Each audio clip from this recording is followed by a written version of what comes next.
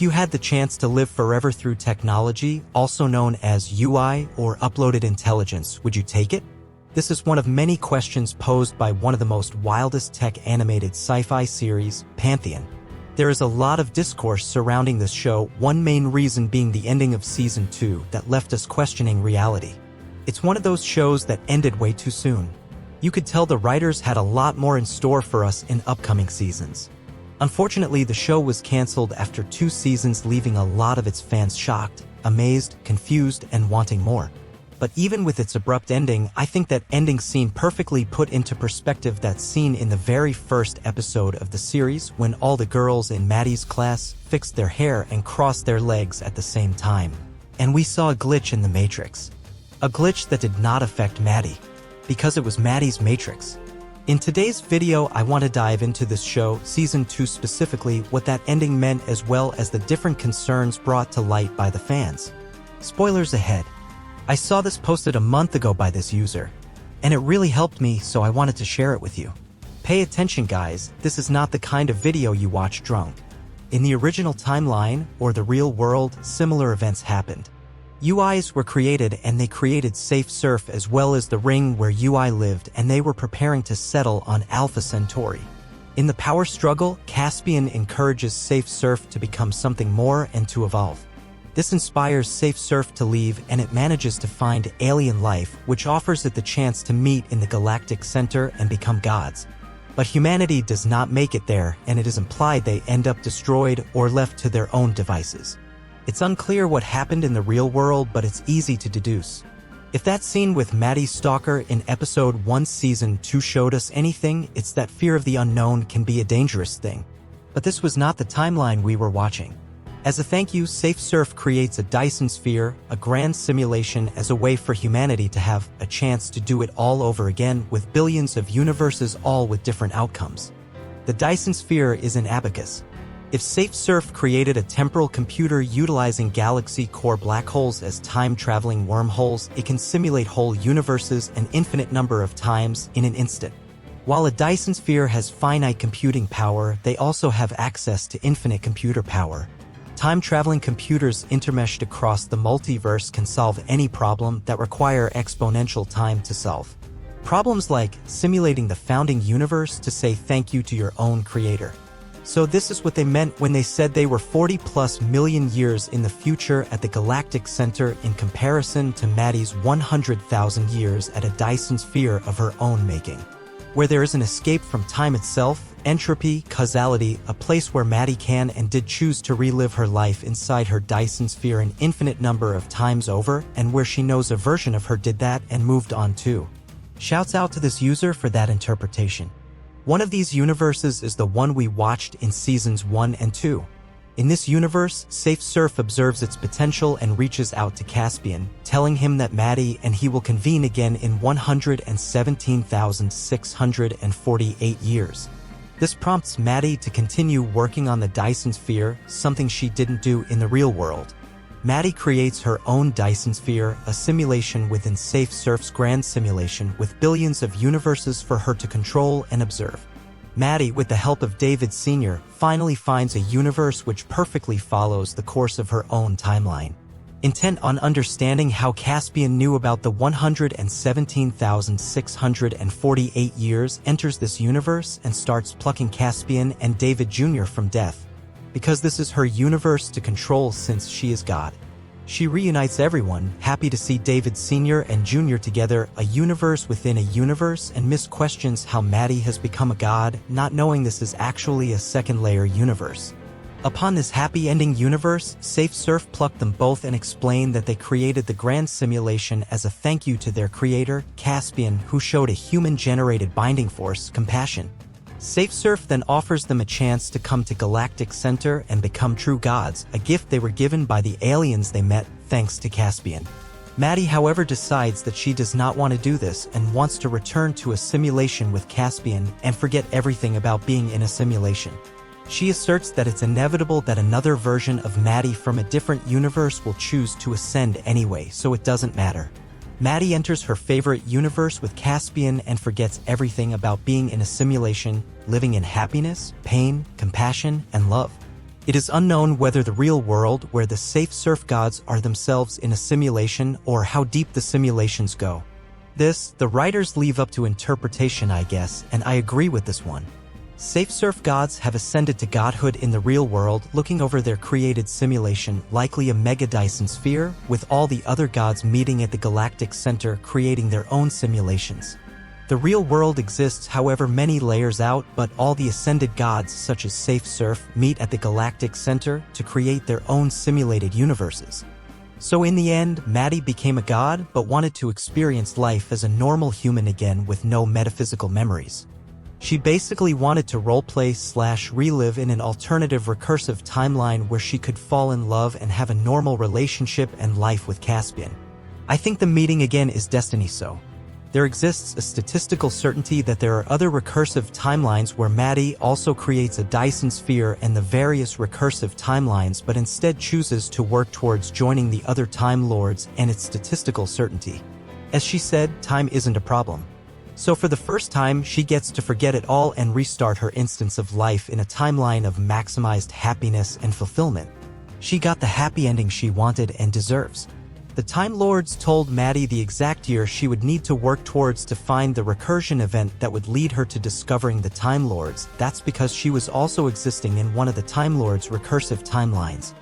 When the Time Lords were free and expanding into unknown space, they eventually came back to Maddie by implanting that point in time which they calculated they'd statistically meet. I think this was beautifully done. The idea of becoming a god and living forever is a complex and multifaceted concept that touches on various aspects of human nature, including our desires, fears, and values. There are several potential reasons why some people might choose to live a normal, mundane life rather than pursue immortality or godlike power because of the value of human experience. Many people find meaning and value in the ordinary experiences of human life, such as love, relationships, personal growth, and the pursuit of knowledge. These individuals may prioritize the richness of human experience and the connections formed with others over the allure of godlike power or immortality. It's possible that the human psyche and emotional makeup are not equipped to handle the psychological and emotional implications of godlike power or eternal life, which is probably why humanity didn't make it in the show. The desire for a normal life may be rooted in an acceptance of our inherent limitations and a recognition of the need for balance and humility. The fact that Maddie chooses to live a normal life rather than pursue godlike status or eternal life speaks to the complexity of human nature, our capacity for introspection, and the diversity of values and priorities within humanity. It reflects the intricate interplay between our aspirations, fears, and the fundamental aspects of what it means to be human. Now, some people were confused with her character arc, with her all of a sudden becoming some kind of robotics genius. It was a bit of a surprise for some fans, seeing her put together a robot body for Mist, command an army of drones, and coordinate a crazy attack on a blacksite compound. One fan even wrote she wasn't remotely gifted with tech in Season 1, except for when she suddenly was. But making robots for her sister is not the same as sophisticated android bodies, which seem to be the result of UI and CI input during the 20 years jump. But Maddie was more the business lead for the technology, not the creator. So where did this super advanced knowledge for making multiple virtual realities come from? She somehow manages to take apart the universe and piece it back together particle by particle to create her own universe that she can manipulate. How is she able to break the confines of computing hardware and become an entity capable of taking apart the universe? All they showed us in the past was her creating a network, and how did she even manage that? I get it. I mean, if they were going in this direction for her character, I wish they did more in Season 1 to show glimpses of her being a genius. Or even during some of the flashbacks with her dad, they could have shown him or the best friend teaching her some of what they knew, and now, seeing that reflected in Season 2, it would have been an easier pill to swallow. It would be understandable that she just kind of followed in her father's footsteps. I think it would have connected her and Caspian even more as well. Her also starting to sound like her mom this season was an interesting take. Some fans said it felt a little bit forced and was probably done to give some more drama for the last few episodes. But Maddie was against uploading because of the hardships she experienced. She lost her dad twice and then lost Caspian and almost lost her son. She always felt that pain and knew it would go away when she died. Also probably the reason she pushed herself to those heights later in the show. Now, before we tackle more problems some people had with this show, it is important to address the elephant in the room. One issue I saw that fans had with the series was the age difference between the two main characters, Maddie and Caspian, and I am inclined to agree. Maddie age 14 and Caspian's age 17/18. I could not figure out which one, and I saw both ages being mentioned. Regardless, because of this, their relationship rubbed a lot of people the wrong way. Even though they didn't get together until after a time jump, and it's unclear how long the time jump was, it seemed as though they were being shipped while Maddie was still too young. Some fans even believe it felt forced and shallow, with no real chemistry, and the fact that Maddie went through teen pregnancy made it worse. Like, why underage sex and a teen pregnancy? Maddie having a son did not add much to the story but give her yet another person for her to lose through uploads. He didn't actually contribute to saving Caspian. It seemed like he only seems to exist simply to layer more trauma on Maddie. It felt like they took away a lot of the agency of her character by only exploring her feelings about it on a surface level. Fans also pointed out that it felt out of character for Ellen, who had been extremely protective of her in Season 1, to not have much on-screen input or reaction to her daughter's relationship. Some people were also disappointed in the season's lack of humanity.